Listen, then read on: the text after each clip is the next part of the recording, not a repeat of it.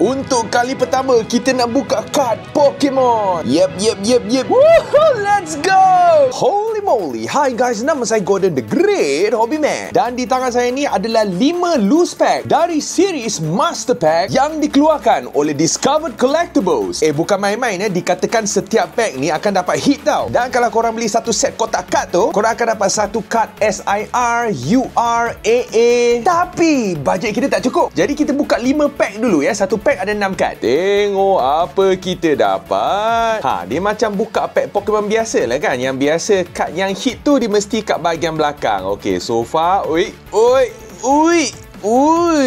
padu guys. Dapat Melmetal EX. Dapat 2 bintang ni dikira double rare lah kan. Alright, seterusnya bag kedua. Kita akan tengok apa yang kita akan dapat lah. Dah boleh nampak dia punya foil tu apa. Tengok.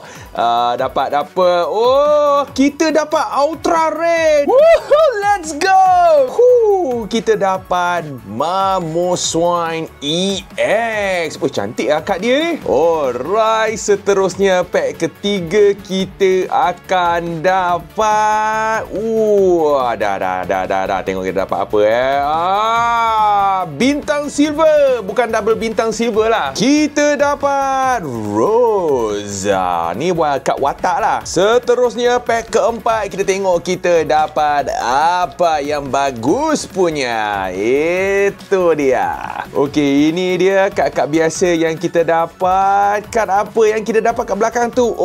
Double bintang hitam. Kad double rare iaitu Flamingo EX.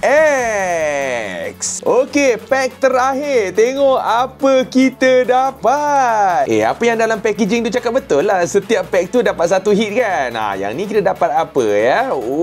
Dah nampak dia punya foil dah. Tengok dia punya bintang dapat berapa. Double rare juga. Ini dia Gold Support EX. Bagi aku yang ni design card dia cantik Okey, inilah 5 hit yang kita dapat di 5 pack inilah. Kad yang paling rare adalah 2 ini. Ini adalah rare silver 1 bintang. Ini dia rare silver 2 bintang. Jadi secara official, kalau korang berminat dengan Master Pack ni, korang boleh dapatkan di event TCG KL yang bakal berada di Royal Chulan KL bermula pada 31 Oktober hingga 2 November. Ingat ya, kena cari booth Discover Collectibles. Dan Discover Collectibles juga akan ada satu pop-up store di event Discovered Card Show yang akan diadakan di Cebu TRX bermula pada 5 November hingga 16 November ya. Dan saya akan lepak sana juga. Tengok boleh jumpa tak lah.